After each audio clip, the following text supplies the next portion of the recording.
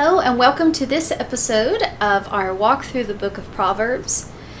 This episode is about chapter 21, and chapter 21 contains probably one of my most favorite de-stressing verses. Now, beginning in, say, the high school era of a person's life, there is a marked increase in stress, and the level of stress that the individual will begin to feel. And there are multiple reasons for this. One is that you're not a child, per se, anymore, and you're becoming aware of the world, and quite honestly, you're becoming more aware of the issues of your day. And another reason is that, in addition to not being a child anymore, you're becoming aware of the profound influence that past decisions and even past generations have had upon the current issues that you are now facing. And that current time in which you live is influenced heavily by past decisions made by past generations, whether for good or bad. And this leads to yet another realization that your present will become your past. So in other words, there is a growing awareness of the marked ramifications of your decisions, of the future ramifications of your current choices. So it is a time, and it should be a time, of a marked increase of personal initiative, of activity, whether it's like occupational training, spiritual development, political initiative.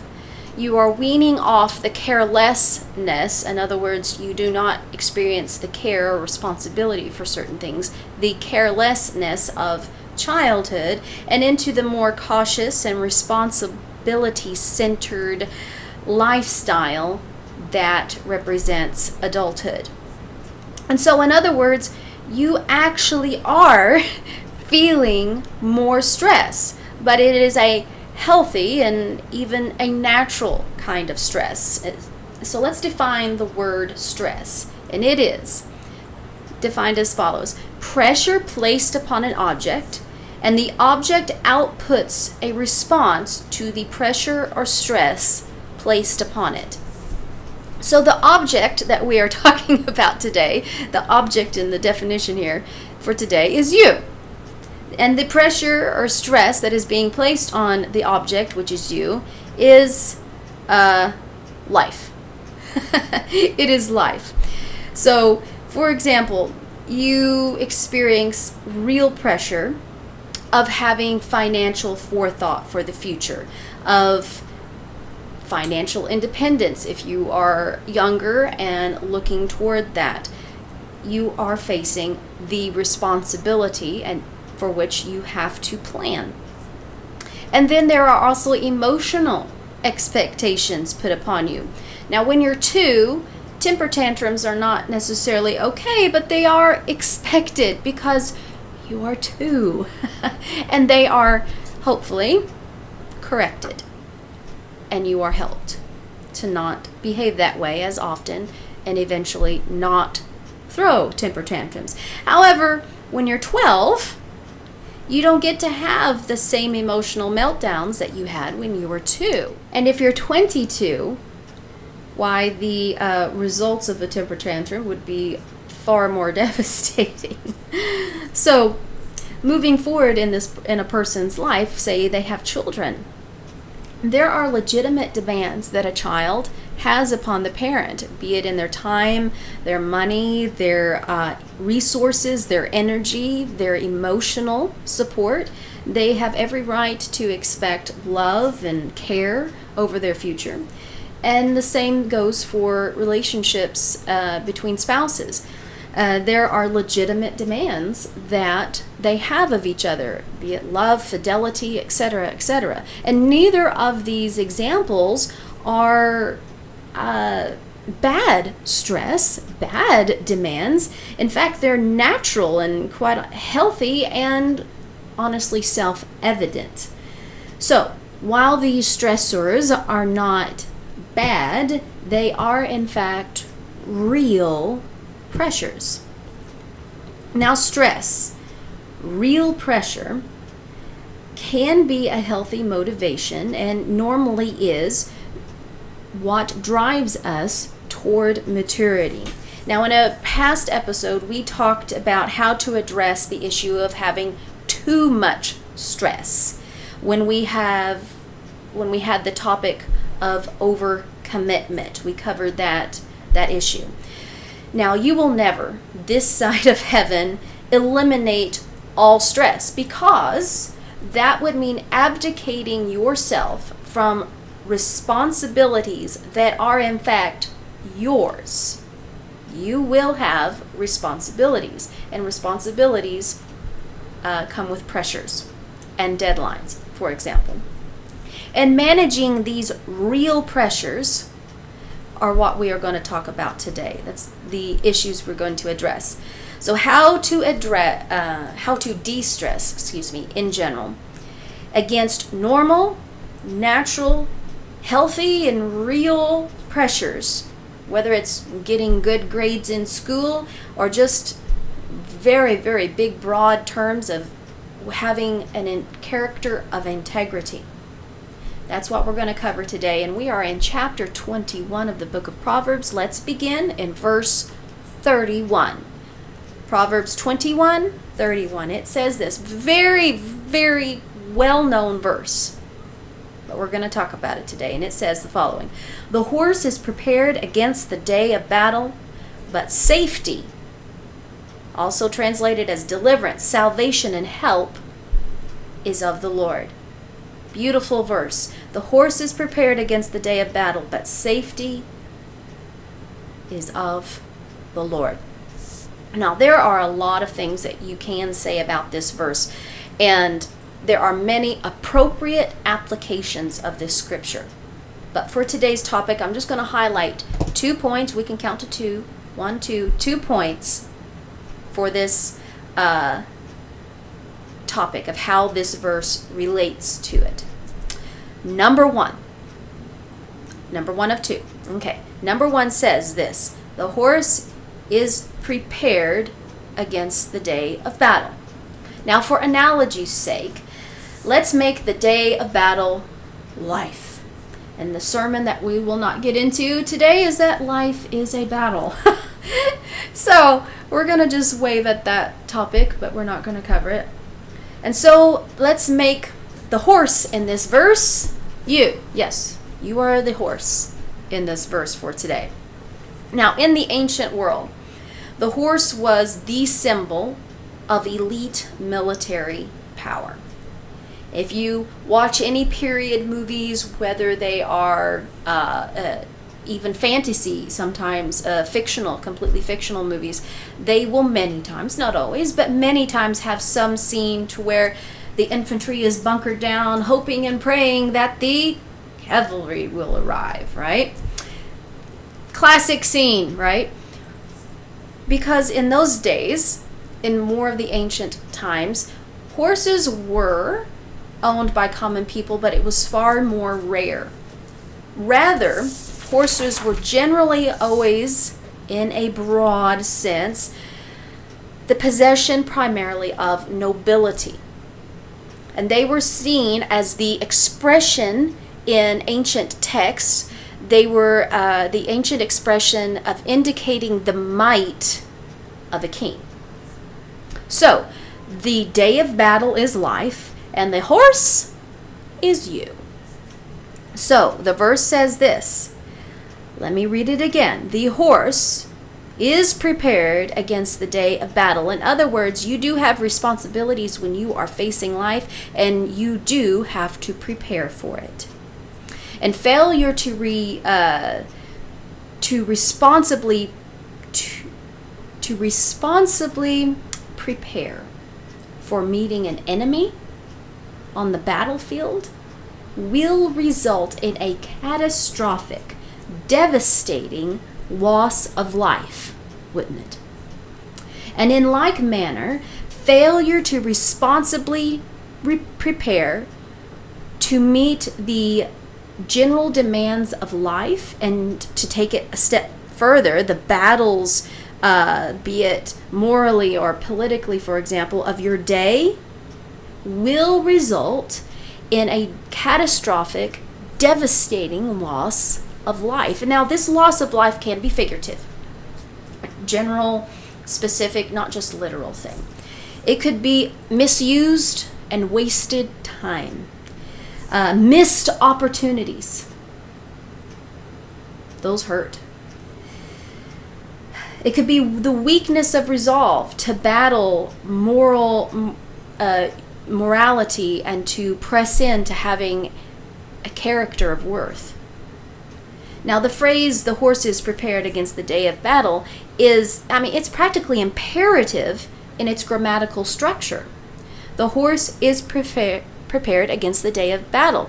It's practically imperative in the grammatical sense. So the underlying principle of this first phrase here is be prepared. There is a battle. Be prepared against real stress that you will be facing, that will be, quite honestly, in your face, on your back, weighing on your shoulders. Be prepared. That is point 1. How many did we have today? 2. So let's go on to our last and second point for the day. And the second point for this chapter is the following. Now, this is the part where I get into the fact that this is one of my favorite de-stressing verses. And it is a key to being calm in the storm and restful in the chaos. And the second part of this verse says, horse is prepared against the day of battle, but safety, also deliverance, salvation, and help and victory is of the Lord. Now I'm going to talk about Job for just a few minutes. Okay? Job. Now in Job 39:19 through 25, we're going to get around to that section of scripture. Job experienced a lot of real pressure. He experienced real loss. He experienced real disappointment. He experienced real grief. Real. Now, a subpoint to this is that if there's any person, if there's any being that deserves the Teacher of the Year award or the Teacher of the Forever award, it would be God. Because He is all-knowing. He created everything. So He is the best teacher ever. For real. So being all-knowing, He would know what the fundamental issue is to any situation that would need to be addressed to fundamentally answer that problem. Now, in Job's case, because we're talking about Job right now, the answer that the best teacher of the year, that the teacher of the universe gave to Job's real stress, to his real pressure, was not God telling him that He would supernaturally restore everything he lost. Now, as a finite human being, it's easy to think that that revelation would have been the fundamental answer that would have given comfort to the man, that it would have given him peace. But that is not the answer God gave. God didn't tell him He was going to restore everything back. We know what happened because we read the end of the book. God didn't tell him.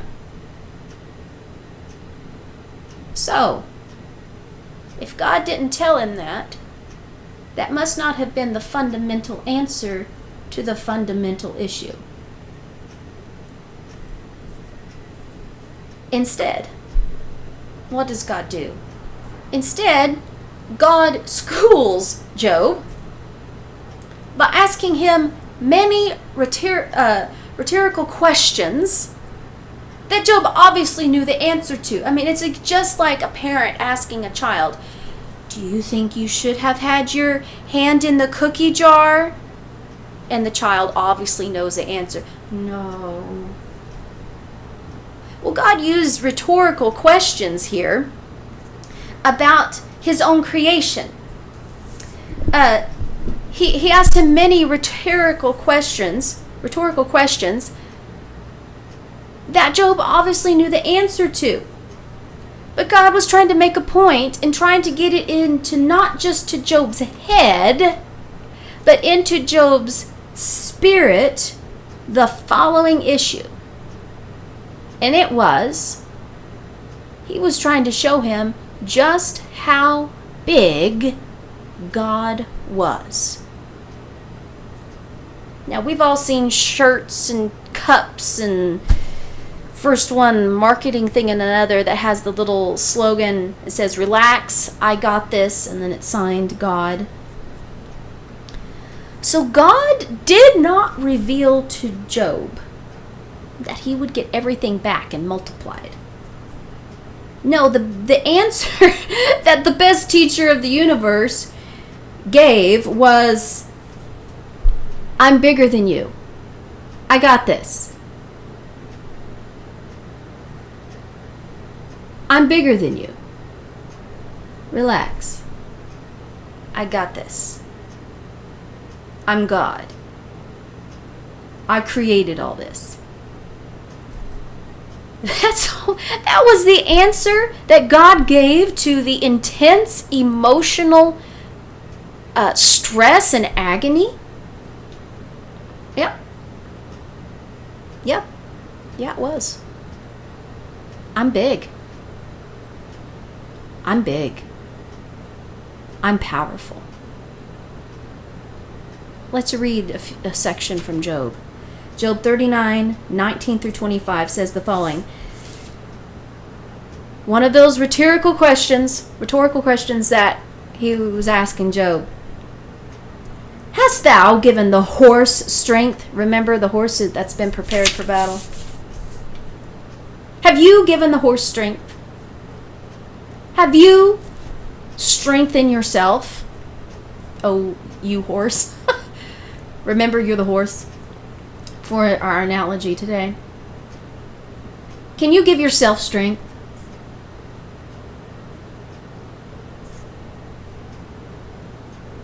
Have you clothed his neck with thunder? Can you make him afraid as a grasshopper? The glory of his nostrils is terrible. He paws in the valley and rejoices in his strength. He goes on to meet armed men. He mocks at fear, and he is not affrighted. Neither turns he back from the sword. The quiver rattleth against him, and the spear and the shield. But yet he swallows the ground with the fierceness and rage. Neither believes he that it's the sound of the trumpet. And he says to the trumpets, ha, ha! And he smelleth the battle afar off, the thunder of captains and the shouting. That horse sounds pretty confident. Sounds pretty confident. And the question is, does the horse have strength in himself, or is God the one that gave the horse strength? That fearlessness in the face of battle. Even the royal might that the horse represented by this horse, was made by me, God is saying. And the creation cannot be greater than the Creator. I'm powerful, God is saying. Relax, I got this. Now you as the horse have legitimate responsibilities, but even your strength comes from me. Yeshua, Jesus said, I am the vine, you are the branch. Now branches have the responsibility of yielding and bearing fruit, yes. But even that comes from the vine. Yeshua continued, without me, you can do how much? Nothing. As my dad says, he always likes to preach it, without me, you can do precisely nothing. I'm powerful. I got this. So the knowledge, think of this, the knowledge of God's goodness and power. Let me say that again. The knowledge of God's goodness and power will bring you more rest than any other one thing. Now there's a song that's called Total Praise. And it says, who is the source of my strength? Now as humans, we have the power of choice. We can choose to make the source of our strength ourselves. Or we can choose to draw from the vine. Lord, help us to apply this to our lives. Until next time, guys. Bye-bye.